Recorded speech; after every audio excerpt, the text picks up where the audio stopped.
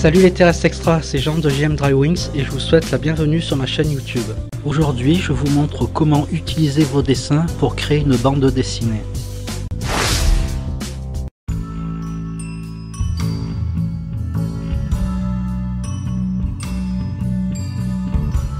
Avant de commencer, vous devez savoir redimensionner une image sans la déformer.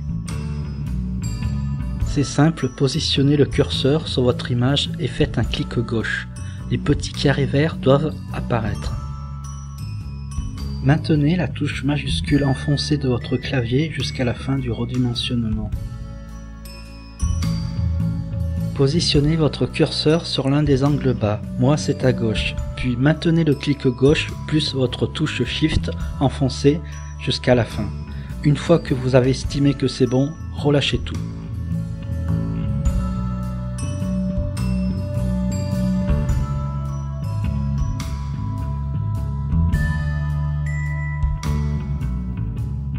Si vous avez déjà posé un contour sur votre case, pas de panique, il vous suffira de positionner votre curseur sur celui-ci et de faire un clic gauche dessus.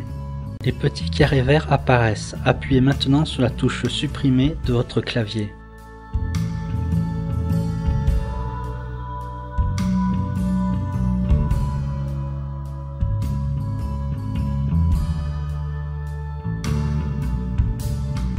Cliquez sur la touche édition qui est tout en haut à gauche et sur défaire.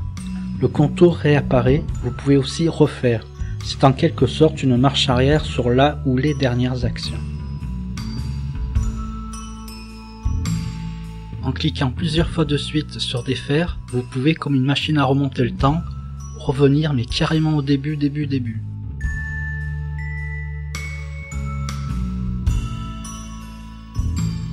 Ouvrez GIMP de 8 et après avoir découpé votre photo avec le cutter virtuel, passons maintenant au renforcement de la netteté.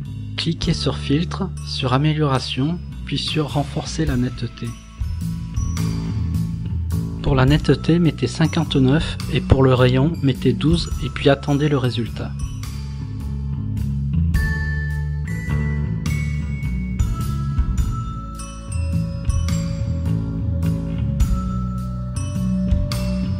Cliquez sur Couleur, sur Auto, puis sur Renforcer le contraste et attendez le résultat.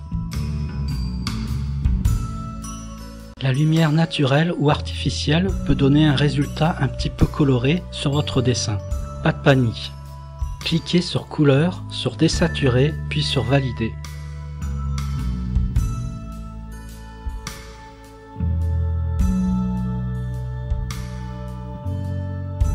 Si vous constatez que les parties blanches de votre dessin sont ternes, vous pouvez utiliser en tout dernier la fonction Balance des blancs.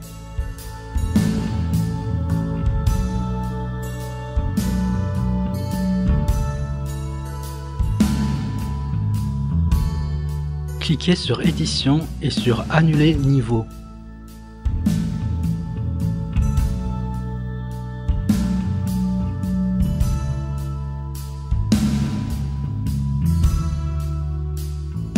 Il existe 3 écoles pour la superposition et le positionnement des cases. Alors il y a l'ancienne, la moderne et la néo-rétro. Nous allons pour commencer étudier l'ancienne école, comme par exemple les Schtroumpfs, Obélix Astérix, Tintin et Milou, etc. J'ouvre mon dessin à superposer, je redimensionne sa taille tout en gardant ses proportions. Puis je la place où je veux. Alors l'ancienne école crée un contour blanc autour du dessin, et en plus un encadrement interne et externe noir.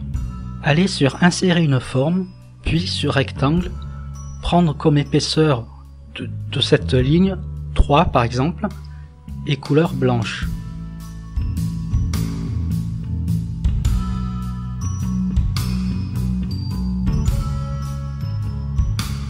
Pour les fins contours internes et externes, utilisez la fonction Loop en haut pour les poser avec beaucoup plus de précision. Le fin contour noir interne se trouve autour de votre dessin et le fin contour noir externe se trouve autour du gros cadre blanc.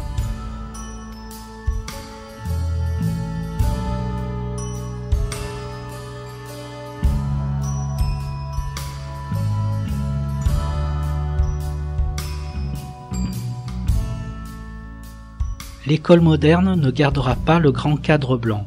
Elle superposera ces cases de façon plus moderne, mais gardera tout de même le fin contour noir autour de son dessin.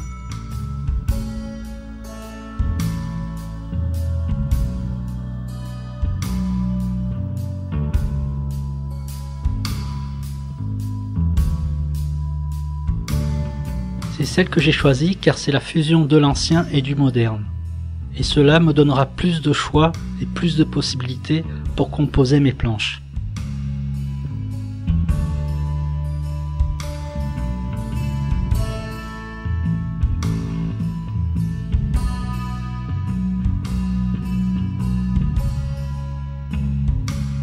Je vais maintenant placer une bulle au-dessus de ma tête. Mais avant, j'aimerais vous expliquer quelque chose de très important. Lorsque vous dessinez un ou plusieurs personnages et que vous voulez placer une bulle, faites en sorte de ne pas crayonner sur toute la surface de votre feuille. Sinon, la bulle risque de manger votre dessin. Laissez donc de l'espace au-dessus et en dessous.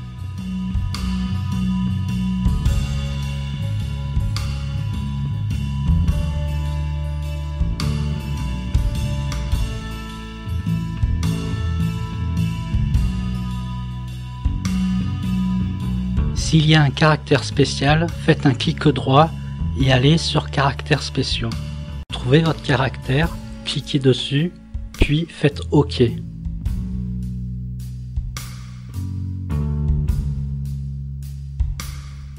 Pour le style, utilisez le Comic Sans MS, cela fera beaucoup plus BD que l'Arial imposé d'office par le logiciel OpenOffice Draw.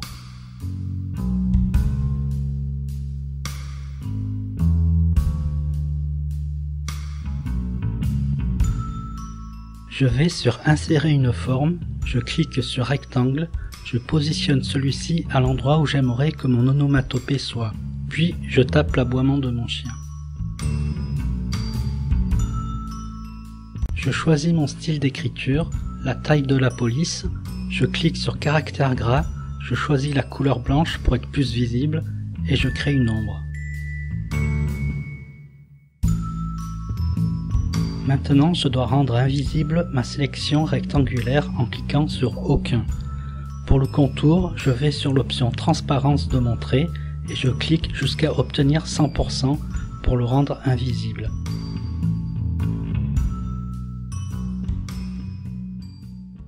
La prochaine fois, nous verrons ensemble comment terminer toutes vos planches pour donner envie aux gens de lire votre BD jusqu'au bout.